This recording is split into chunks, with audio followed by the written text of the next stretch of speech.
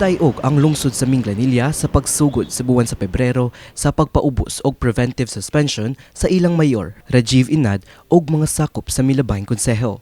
Kinisubay sa desisyon sa ombudsman sa reklamong paglapas sa Anti-Graft and Corrupt Practices Act tungod sa wa pag-issue og business permits sa pipila ka mga giduso nga proyekto sa Barangay Gindaruhan.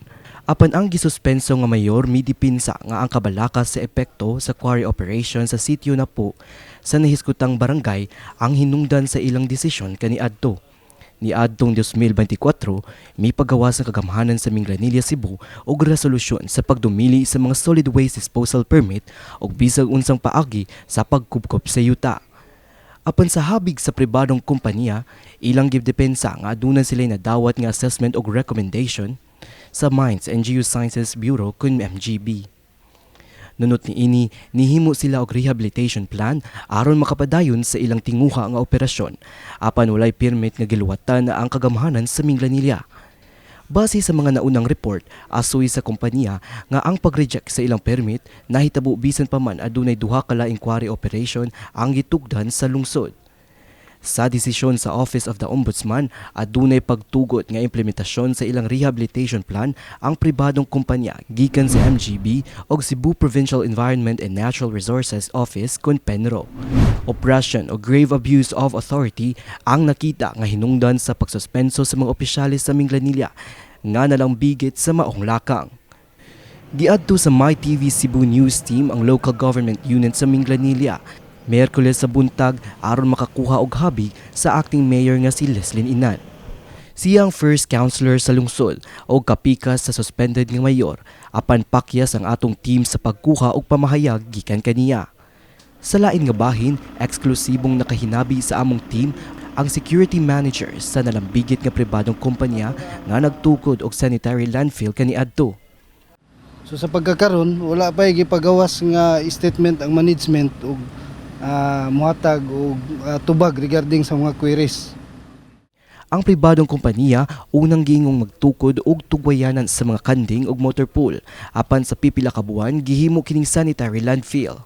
Kung dili mo sugot ang mga tao, dapat or if ever man naa sila permit, dapat nagpa-public hearing pod sila para for us to aware pod ba nga okay ra ba sa mga individual nga kanang labayan diri og basura, okay ra ba nga kanang moagi sila din here or what.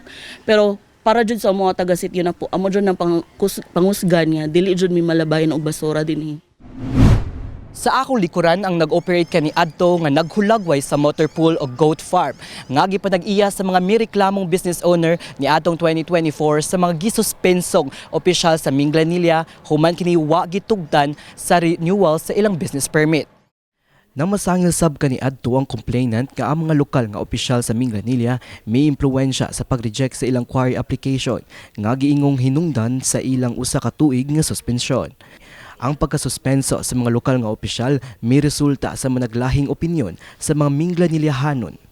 Ang istorya lagi kay kami kuno maoy nagkuan ni mayor nga naing-ana siya ang taga Napo daw nga kami nangayo ra mamigtabang ni mayor na lipay gani mi nga nahunong ang quarry. Unya karon kami nan mo oy gibaling ang taga Napo kuno gumikan ana. Moy istorya mo bitaw naglagot mi nganong kami may gibaling nga nalipay gani mi nga si mayor ang nakadaog. Naguol jud mi sa part nga kami ang hinungdan siyang suspended siya. But kanang thankful gyapon mi kay iyang stand ihang kanang kuan iyang decision. But we're hoping jud nga magkisanabot sila if asa jud ilabay ang basura. Gawas sa maong kontrobersyang giatubang sa lungsod, gituyo sab og susi sa team ang sitwasyon sa mga residente nga una nang nakasinati kaniadto og pangpangliki sa ilang mga Pinoy-anan sa Barangay Gindaruhan. Humandulaan sa upat na katuig, mas dako nga mga liki ang among naabtan. Ang 35 anyos nga molupyo sa dapit, gipili gihapon nga manimuyo sa ilang panimalay bisan pa sa liki nga makita mismo sulod sa ilang puy-anan. Mo ni akong balay, mao gini akong balay nya makapil gimi magabi nga murag gyud siya ganang mukuan gid ang yuta, mulihok gyud. Nya ari mi diri mga tuog. Ngari kung mga bata, 5 na ko bata ari mga tuog. Katong pa during nga time nga nilinog, managan mi nga to sa babaw mo palayo mi nga padong kay ang liki na mga padong. Samtang ubang mga silingan ni Mark mingkanaog na sa ubos o nag-relocate tungod sa ilang balay nga dili na jud puhi kapuy-an. Kay kung wala pa sila kapalit dire, murag tuwa pa mi hangtod karon dito sa babaw, pero ang babaw delikado na jud kaayo. Ang among balay din agyud mahitsura.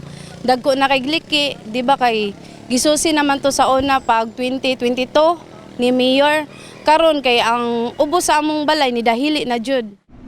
Delikado na kay mong pamuyo dire sir kay tungod aning mga crack sa yuta ba niya daghami mga bata na mga batang gagmay. Nya delikado na kayo kay ang yuta nag-anam na siya kanang lihok, nag-anam kadako ang crack.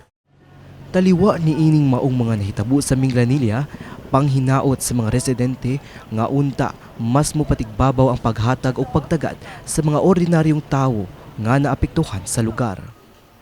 Kini si Mark Ermas, alang sa My TV, Cebu.